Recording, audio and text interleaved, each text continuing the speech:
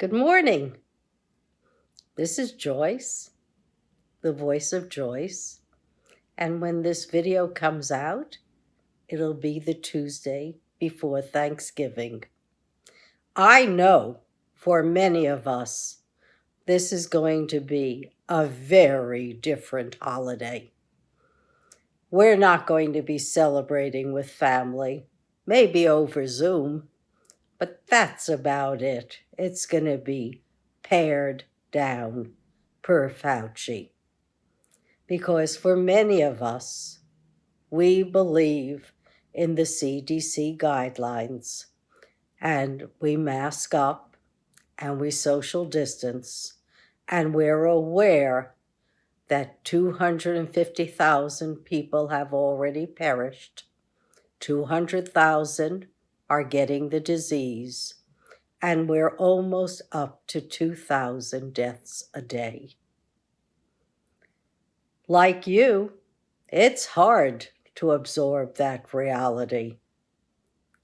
But I've changed the way I think about my world and our world. For so many years, I was in pain. And I was in real pain because of my legs. I needed hip replacement probably when I was about 25. Didn't get it until I was 49. In 2016, I had no less than 2 hip revisions. And believe me, I denied that pain. I never felt a thing. Not until 2017, when I was exercising an awful lot and had a microfracture, did I realize that I had been denying pain all my life. And now I was told if I continued to deny pain, I wouldn't have a long life at all. So, I let the pain come back.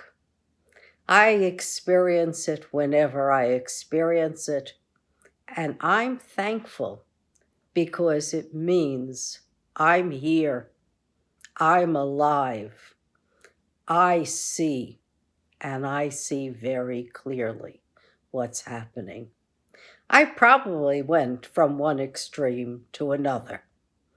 Instead of denying the reality of pain, I accept it. I know when it's there, and I give my body a rest. And what I've done instead, to overcompensate for whatever I may fear, I read. I read a lot. I'm up to date on all the latest COVID information. I follow every virologist. I look at TWIV, I discuss it, I write letters, I'm up on what Dr. Fauci says.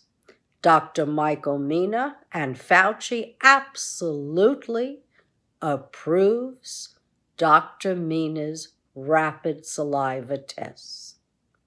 While we're waiting for the vaccine, this is a way to prevent outbreaks, and we wouldn't have to worry about visiting loved ones over the holidays because we could test ourselves in our homes, know that we're negative for the virus, and embrace our families. Instead, since we haven't adapted the methodology that will really give us control over our lives, we're going to have a very different Thanksgiving. It'll be interesting, but will it be filled with the love that we've missed? Not necessarily for many of us. But we'll make do and continue fighting the good fight until the vaccines are here. And I've heard wonderful things about the vaccines and how they can be dispensed easily to many of us. I don't remember the Sabin vaccine weekends in gymnasiums, in arenas, in schools. But that's what they can do to inoculate all of us so that we don't have to worry about COVID and will have an international platform working on SARS-CoV-2 and whatever else a pandemic coming along will have in store for us. The platforms have been set up. The factories are waiting to gear up. And now I'd like to discuss something else that's dear to my heart, and that's the Georgia runoff. I do not want Mitch McConnell in charge of the Senate any longer. I don't like what he's done to the American people. I don't like the giveaways to the corporations. I don't like that we're not getting stimulus for the lower and the middle classes. It's probably not 150 million. It's probably closer to 200 and some odd million, as a friend pointed out. We've got the cash. If we can give away $28 billion to Iowa because of bad trade policies, certainly we can start looking at $1.6 or $2 trillion, not in $1,200 checks, but in $10,000 checks to all the people. Working, not working, it'd be great for the economy, because when we go back to work, it'll come roaring back. So we've got a lot to think about. We've got rapid saliva tests, we've got the vaccines, we've got Thanksgiving, and we've got the Georgia runoffs. No question in my mind, I want a Democratic-controlled Senate. I want to see what they can do for us, for we the people. And that's why I'm giving money to the Voter Participation Center for on-site registration of voters so that they can reapply for absentee ballots. Don't think just because you registered and voted in the national election, you are now automatically registered to vote in the runoff. You're not. You must reapply.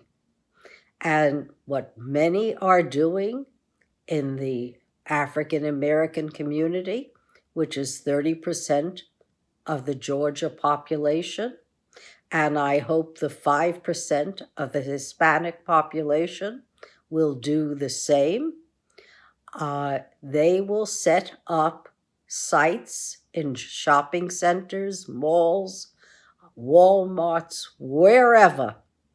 And if you have not reapplied for your absentee ballot to vote in the December runoff, because voting, I think, starts on December 7th, you've got to get your ballots in and vote for Ossoff and Reverend Warnock. There is no choice. We want a democracy. We want a government for the people, by the people. Let's make this our good beginning for a new year as we wait for the vaccines and we wait for our holidays and we wait for better times to come. Because there is no doubt in my mind, better times are coming. So be well, and everyone, no matter what condition you're in, be thankful to be alive, protect yourself, protect your loved ones, and have a blessed day and a happy holiday, no matter what.